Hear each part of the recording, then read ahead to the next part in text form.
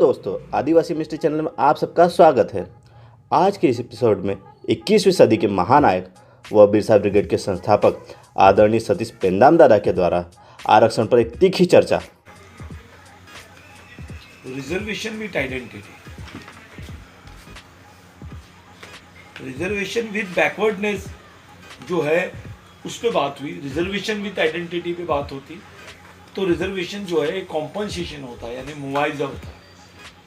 हमारी जमीन पर रहकर हमारी जमीन पर उद्योग करने का जो मुआवजा है उसको रिजर्वेशन बोलना चाहिए। कोई आदमी है, इस देश का मालिक है, आप उसको किराए तो दोगे यार, उसको रिजर्वेशन दे रहे हो आप उसको रिजर्वेशन दे रहे हो, यानी भीख दे रहे हो, एक तरीके से चार्ज दे रहे हो, यानी व्यवस्था तुम्हारी ही हाथ में, तभी तो तुम दे रहे हो। बाबा साहब का कहना ये नहीं था। बाबा साहब ने एक, उसको बोलते हैं हम लोग social settlement. Constitution is nothing but is social settlement in the nation. Bharat के राष्ट्रीयता के अंतर्गत सामाजिक समझौता है। इस सामाजिक समझौते के अंतर्गत जो लोग पिछड़े हुए लोग हैं उन लोगों को आरक्षण दिया गया है, लेकिन उनकी पहचान के बगैर। अगर उनके पहचान के साथ में अगर आरक्षण की बात होती तो वो आरक्षण नहीं होता, फिर वो मुआवजा होता। उनकी जमीन पर रहने का टैक्स, उनकी जमीन पर रहने का मुआवजा, क्योंकि वो मूल मालिक है। रिजर्वेशन विदाउट आइडेंटिटी और रिजर्वेशन विथ आइडेंटिटी, इसमें फर्क है। बाबा साहब ने एक बहुत बड़ा सेटलमेंट किया जिसको बोलते हैं राष्ट्रीयता पर त्याग। राष्ट्रीयता की डेफिनेशन आरएसएस के लोग नहीं समझाएंगे अपने को।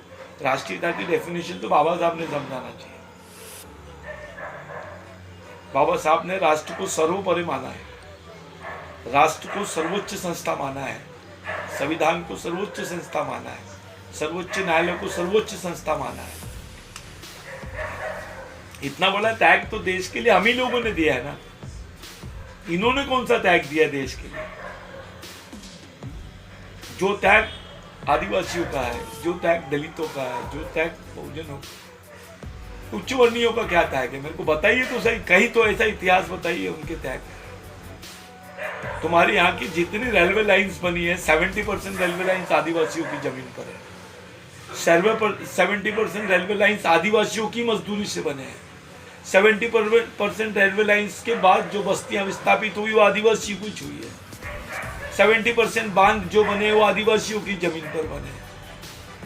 उसके लिए मजदूर भी आदिवासी है, विस्थापित भी आदिवासी हो गया, नौकरी भी आदिवासियों को नहीं दिए तुमने, पानी भी आदिवासियों के क्षेत्र का है, जंगल भी आदिवासी क्षेत्र का है, कच्चा माल कोयले से लेकर, खनिज से लेकर, पानी से लेकर, जंगल से लेकर, जितने यहाँ तक के सोना तक आदिवासियों का है। राजनीतिक सत्ता हस्तांतरण का प्रश्न है यहाँ। अभी बगावत नहीं हुई है, लेकिन जिस दिन इनकी लैंग्वेज बदल जाएंगी इस देश में सिविल वॉर होगा। आज नहीं होगा, एक जनरेशन बाद होगा, 2 जनरेशन बाद होगा, अगर इनकी मेंटालिटी नहीं बदली तो। ये लोग आज भी मानने के लिए तैयार नहीं है। बेवकूफ है क्या सुप्रीम कोर्ट? सुप्रीम कोर्ट का अपना कोई वैल्यू है कि नहीं? किसी देश का सर्वोच्च न्यायालय इस बात को एक्सेप्ट करता है और उस पर एनालिसिस। कन्हैया का एनालिसिस छोटा है, कन्हैया को उसका ज्ञान नहीं है। कन्हैया उसको मार्क्सवादी तरीके से देख रहा है, कम्युनिस्ट पैटर्न से सोच रहा है, उसको कॉमन पैटर्न से नहीं सोच रहा है, कम्युनिस्ट पैटर्न से सोच रहा है। सांस्कृतिक समाजवाद और समाजवाद में जमीन आसमान का फर्क है। जिसको कम्युनिस्ट लोग समाजवाद बोलते हैं, हमको उस समाजवाद को नहीं देखना है, हमको सांस्कृतिक समाजवाद को देखना है। सांस्कृतिक समाजवाद के पीछे हमारी प्राचीन व्यवस्था का उल्लेख आता है, समाजवाद के पीछे हमारी उल्लेख नहीं होता है। जब कम्युनिज्म की बात करते हैं तो जो आदिवासी आदिम संस्कृति जो है उसको विकास है, विकसित समाजवाद नहीं बोलते। तो ये जो लाइन हमारे लोगों के प्रति जो बात हो रही है, ये उतनी परफेक्ट डेफिनेशन उसने नहीं कर पाया। वो बाबा साहब का नाम तो लिया, लेकिन उसका प्रॉपर एनालिसिस नहीं करता। समझे क्या? रिजर्वेशन, ये रिजर्वेशन को उसको डिफाइन करने का तरीका जो था वो समाजवादी दृष्टिकोण का था। सांस्कृतिक समाजवादी दृष्टिकोण का रहता तो आज बोलता ही नहीं। मेरे को समझ में नहीं आता है, इस देश में टाटा की प्रॉपर्टी उतनी रहती है, एक्सीड हो जाती है ना, बढ़ती है, 400 गुना बढ़ जाती है टाटा की, अंबानी की, गडकरी की, जोशी की, कुलकर्णी की, किर्लोस्कर की, बिरला की, ये 200-400 गुना बढ़ती है। आदिवासियों की जितनी जमीन थी 58% जमीन आज 8% पे आ गई है। ये कैसा इकोनॉमिक्स है? ये क्या अर्थशास्त्र है भारत का? ये कौन सा अर्थशास्त्र है? ये भारतीय संविधानवाद में आदिवासियों के शोषण का जो कुचक्र इन्होंने शुरू किया है, ये उसका परिणाम है। ये केवल डिस्क्रिमिनेशन नहीं बोलते इसको डिस्क्रिमिनेशन नहीं बोलते। 70 साल की डेमोक्रेसी में आदिवासियों की जमीन, आदिवासी दिखता भी नहीं है, आदिवासी भी गायब हो गया और आदिवासी की जमीन भी गायब। आदिवासी गायब हुआ, मर गया होगा, कन्वर्ट हो गया होगा, विस्थापित हो गया होगा, ये समझ में आता है। देश से भाग गया होगा, ये समझ में आता है। आदिवासी की पॉपुलेशन कम दिखाई, लेकिन आदिवासी की जमीन तो नहीं भागी ना।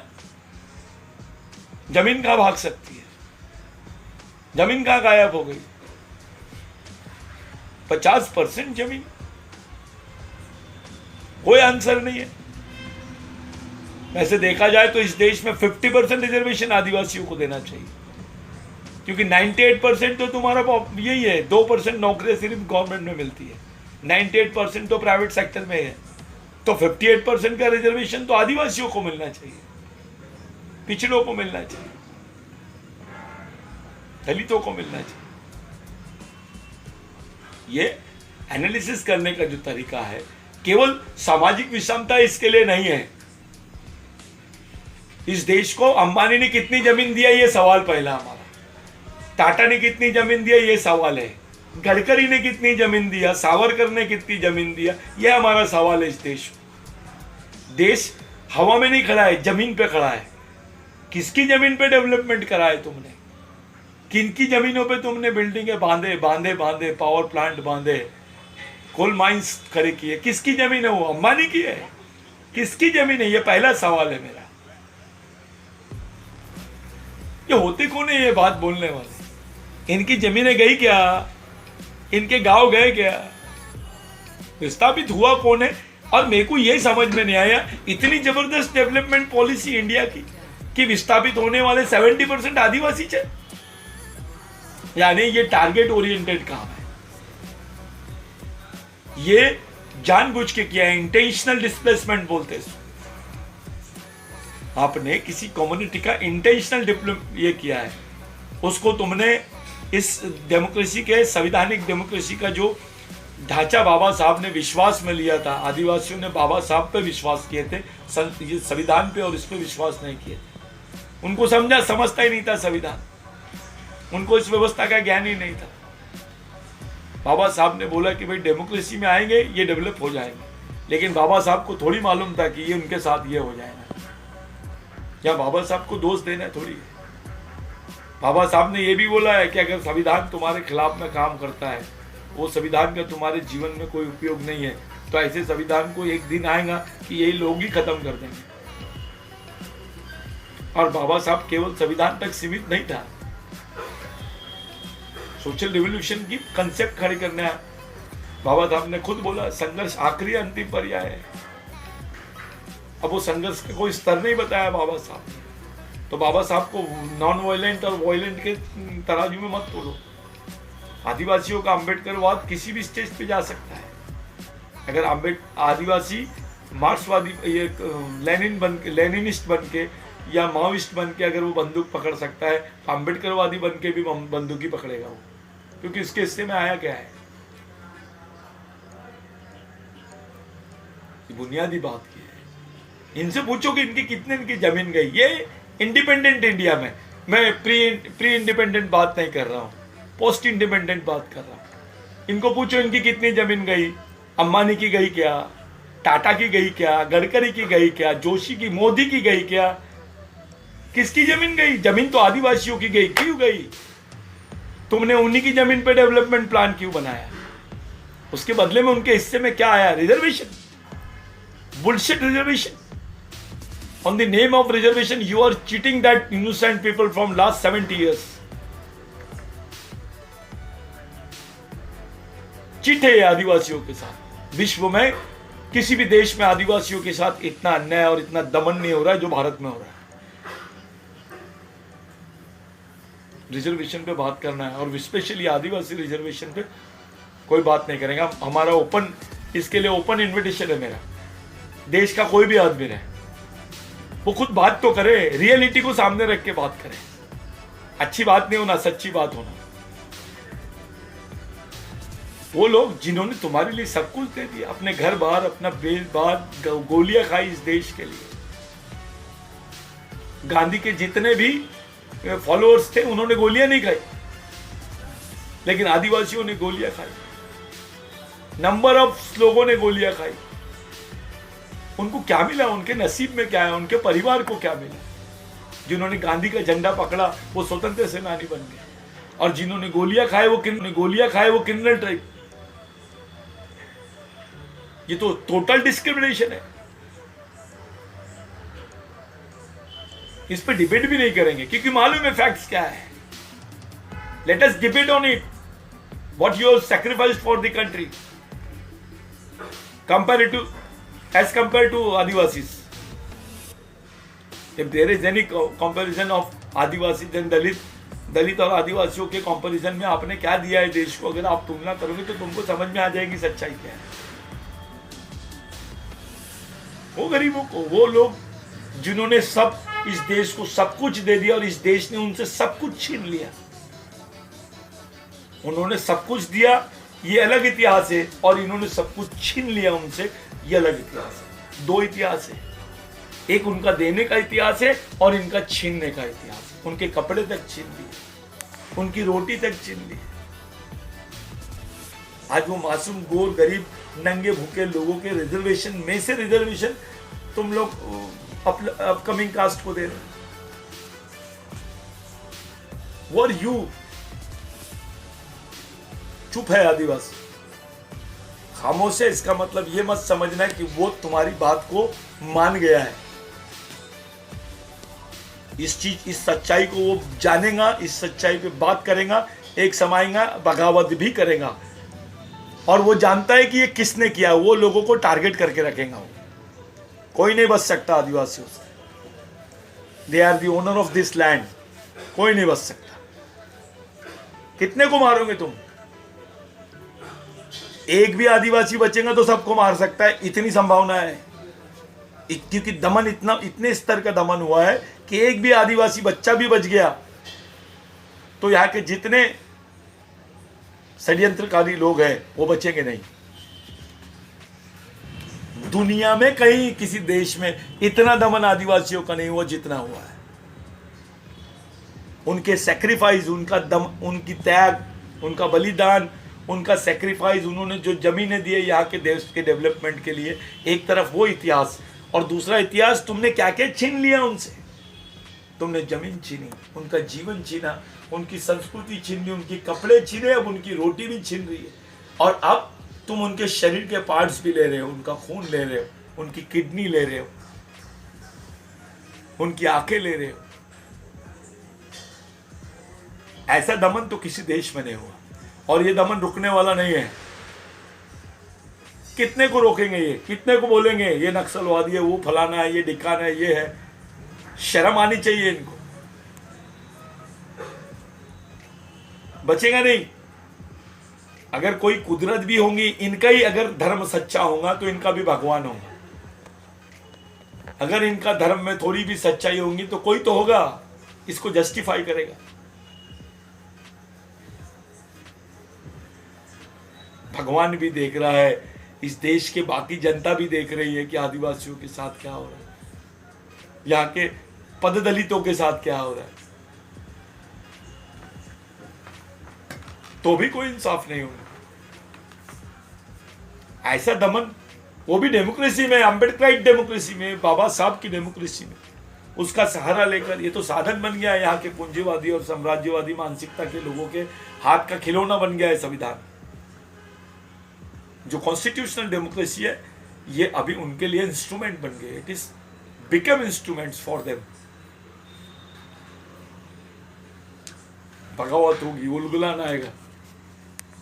बिरसा ने इसीलिए बोला आप दमन की सीमा तय कर लो, हम शोषण के दर्द को सहने का कैपेसिटी बढ़ा लेंगे, इस दमन को सहने का कैपेसिटी बढ़ा लेंगे, आप दमन की सीमा तय कर लो। लेकिन एक स्टेज आएगी जहां पे आपको और आपके शोषण को दोनों खत्म होना पड़ेगा, क्योंकि आप बख्शने लायक नहीं रहेंगे, आप माफ करने लायक नहीं रहेंगे। आपका दमन माफ किया जा सकता है जब आपकी मानवता उसमें आए, लेकिन आपने मानवता की अमानवता की सीमा भी पार कर ली, आप बख्शे नहीं जाओगे। You are not capable for, you are not suitable for, उसको क्या बोलते हैं आप लोग, माफी के लिए आप लोग वो सूटेबल वो नहीं है, उस लायक नहीं है। आपको माफ नहीं करेगा, निजाम भी माफ नहीं करेगा, कुदरत भी माफ नहीं करेगी, और आदिवासी भी माफ नहीं करेगा, और यहाँ की बाकी बहुजन जनता भी माफ नहीं करेगी। मारे जाएंगे, ये जान नहीं बख्शेंगे, इनको देश छोड़ना ही पड़ेगा। ये जिस तरीके के आदिवासियों के साथ व्यवहार कर रहे हैं, इसके इंडिकेशन से कि इनकी आने वाली जनरेशन को देश में रहने का अधिकार नहीं रहेगा। ये खुद कर रही है, ये परिस्थितियां खुद निर्माण कर रहे हैं। ये इतने बुद्धिजीवी हो गए, इतना सब कुछ मिल गया इनको, फिर भी इनके दिमाग से डिस्क्रिमिनेशन नहीं गया। उसको वनवासी बोल रहे हो, उसको आदिवासी बोलने से तुम बाहरवासी नहीं होते हो, ये उसका सम्मान है। आपको पंडित बोलने से मैं पापी हो जाता क्या?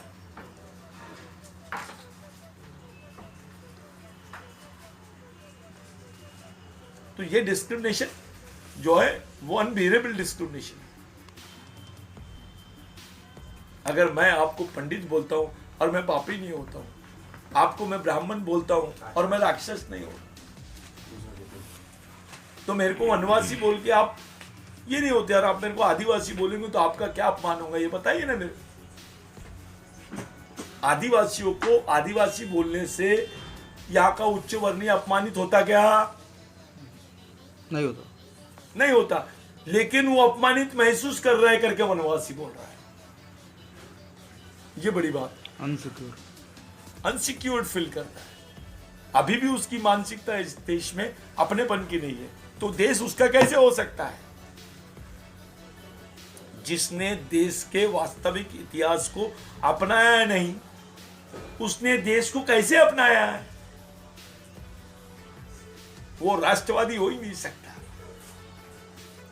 उसके मन में राष्ट्र प्रेम हो ही नहीं सकता। जिसके मन में संकीर्णता है वो राष्ट्रीय आदमी और राष्ट्र प्रेमी नहीं हो सकता है। उनका राष्ट्रवाद खोखला है, छद्म राष्ट्रवाद है, धोखा है। वो धोखा बार बार नहीं होता है, देश की जनता को समझता है, और विशेष करके आदिवासियों को तो समझेगा, क्योंकि अपना मिशन अब शुरू हो गया है। ये बाबा साहब का मिशन है, ये बिरसा मुंडा का मिशन है, घंटा भील का मिशन है, बाबूराव शर्मा का मिशन है, राघोजी भांगरे का मिशन है, तिलका मांझी का मिशन है, रेंगा कोलकू का मिशन है, कुमरा भीमू का मिशन है। ये चलेगा, अब रुकने वाला नहीं है। ये महात्मा फुले का मिशन है, ये मिशन अब रुकेगा नहीं। इनकी यातनाओं की, इनके दमन की सीमाओं की जो सीमा है वो अभी खत्म होने लग गई है। वो उस लिमिट के बाद ऊपर नहीं चलेगी, लेकिन ये माफी योग्य भी नहीं रहेंगे, ये तय है। अभी इनको ऊपर वाला भी माफ नहीं करेगा, ईश्वर भी माफ नहीं करेगा, इनको इस देश का आम आदमी भी माफ नहीं करेगा, और मूल निवासी भी माफ नहीं करेगा। दमन की पूरी सीमाएं लांघ दी है इन्होंने। इनका जो बुद्धित्व है, इनका जो हाई क्वालिफिकेशन है, इनको जो साधन मिले, इन्होंने मानवता को छिन्न भिन्न कर दिया, नंगी कर दिया मानवता को, पूरी मानवीयता को नंगी कर दिया इन्होंने। ये मानवतावादी हो नहीं सकते।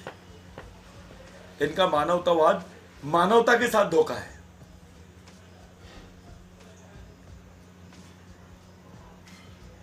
यही रिजर्वेशन पे, कोई रिजर्वेशन को सोचने का क्या रिजर्वेशन? जिनकी तुम जमीन ले रहे हो राष्ट्र निर्माण के लिए, जिनकी जाने ले लिए हो तुमने राष्ट्र निर्माण के लिए, जिनका संस्कृति छिन्न भिन्न कर दिए हो, जिनके जीवन को छिन्न भिन्न कर दिए हो इस राष्ट्र निर्माण के लिए, उस राष्ट्र में उनके लिए रिजर्वेशन की डेफिनेशन करने वाले आप होते कौन है?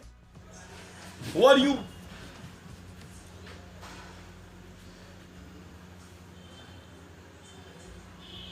आपको कोई अधिकार नहीं, कोई नैतिक अधिकार नहीं। खुली डिबेट हो जाए इस पर तो बताएंगे इनको कैसा रहे। झूठ का सहारा लेके आप राज कर सकते हो, राजी नहीं कर सकते। इस देश में आप राज कर रहे हैं, ये लोग इस देश की जनता को राजी नहीं किए राज करने के लिए। इसको बोलते हैं रूल विदाउट परमिशन,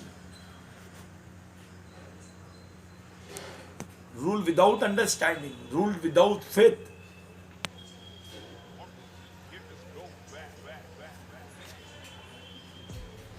ये विद्रोह को रोक नहीं सकेंगे, ये बचेंगे नहीं। एक दिन आएगा, बगावत होगी, प्रतिक्रांति का सामना करना पड़ेगा। धन्यवाद।